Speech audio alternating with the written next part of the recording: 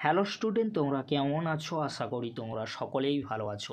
প্রতাপ academy coaching পরিবারে তোমাদেরকে সকলকেই স্বাগত জানাই। তোমরা যারা 2025 সালে মাধ্যমিক পরীক্ষা দেবে, মাধ্যমিক পরীক্ষায় ইতিহাসে যে কোশ্চেনগুলি এইট মার্কসের জন্য আসতে চলেছে সেই কোশ্চেনগুলি নিয়ে আজকের এই ভিডিওতে আলোচনা করে দেব। কোন কোশ্চেনগুলি এক্সামে আসার সম্ভাবনা সবচেয়ে বেশি রয়েছে, কোন কোশ্চেনগুলি একেবারে আসার সম্ভাবনা নেই, আজকের এই ভিডিওতে কিন্তু এক্সপ্লেন করে দেবো। তাই তোমাদেরকে বলো, চ্যানেলে নতুন হয়ে থাকলে চ্যানেলটি সাবস্ক্রাইব করে পাশে থাকা বেল আইকনে প্রেস করে অল নোটিফিকেশন অন করে দেবে।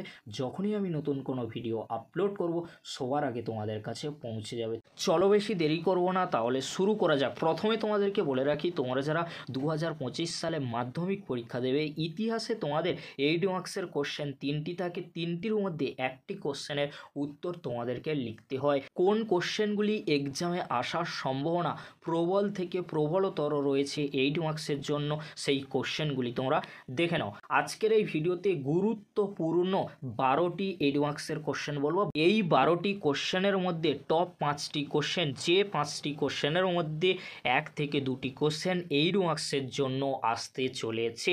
চলো তাহলে গুরুত্বপূর্ণ কোশ্চেনগুলি আমরা পরপর দেখে নেব। ফার্স্ট কোশ্চেন, শিক্ষা বিস্তারে প্রাচ্যবাদী ও পাশ্চাত্যবাদী বিতর্ক কি? উচ্চ শিক্ষার বিকাশে কলকাতা বিশ্ববিদ্যালয়ের ভূমিকা আলোচনা করো। 19 শতকে বাংলায় সমাজ সংস্কার আন্দোলন সম্পর্কে আলোচনা করো। রাজা রামমোহন রায় এর সংস্কারগুলি আলোচনা করো। এর সাথে তোমরা সতীদাহ প্রথাটা অবশ্যই দেখে রাখবে। পরবর্তী কোশ্চেন, বাংলার নবজাগরণ বলতে কি বোঝো? এই নবজাগরণের প্রকৃতি ও সীমাবদ্ধতা কী ছিল? পরবর্তী কোশ্চেন, টিকা লেখো। নীল বিদ্রোহ, চুয়ার বিদ্রোহ, সাঁওতাল বিদ্রোহের কারণ, গুরুত্ব, প্রেক্ষাপট, ফলাফল ও বৈশিষ্ট্য আলোচনা করো। ভারত সভার কার্যকলাপের মূল্যায়ন করো।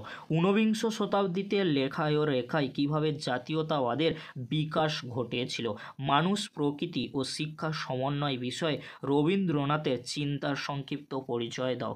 পরবর্তী কোশ্চেন, বাংলায় কারিগরি শিক্ষার বিকাশের সংক্ষিপ্ত বিবরণ দাও। বিংশ শতকের ভারতে উপনিবেশ বিরোধী আন্দোলনে বামপন্থীদের ভূমিকা আলোচনা করো। অসহযোগ আন্দোলন চলাকালীন প্রধান 2টি কৃষক বিদ্রোহ সম্পর্কে সংক্ষেপে আলোচনা করো। সশস্ত্র বিপ্লবী আন্দোলনে নারী ও ছাত্রদের ভূমিকা মূল্যায়ন করো। এই যে 12টি কোশ্চেন আমি বললাম, 12টি কোশ্চেন কিন্তু খুবই গুরুত্বপূর্ণ।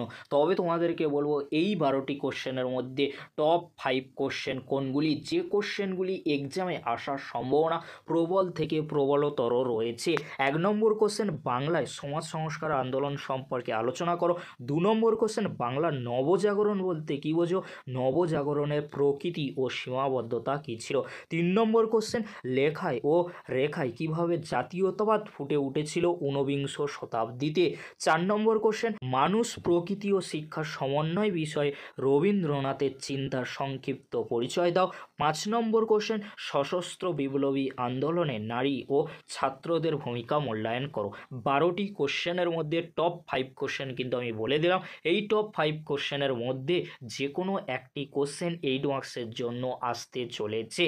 আজকের এতটুকু। পরবর্তীতে তোমাদের জন্য খুব তাড়াতাড়ি ইতিহাসের 2 মার্কস, 4 মার্কস ও ম্যাপ পয়েন্টিংয়ের সাজেশন ভিডিও নিয়ে হাজির হব। আর তোমাদেরকে বলে রাখি, চেষ্টা করব অন্যান্য সাবজেক্টের সাজেশনমূলক ভিডিওগুলি আমাদের চ্যানেলের মাধ্যমে তোমাদের কাছে তুলে ধরার। তাই তোমাদেরকে হলো অতি অবশ্যই তোমরা চ্যানেলটি সাবস্ক্রাইব করে রাখো এরকমই গুরুত্বপূর্ণ ভিডিওগুলি সবার আগে পাওয়ার জন্য। ভিডিওটি আজকের এখানেই শেষ করছি।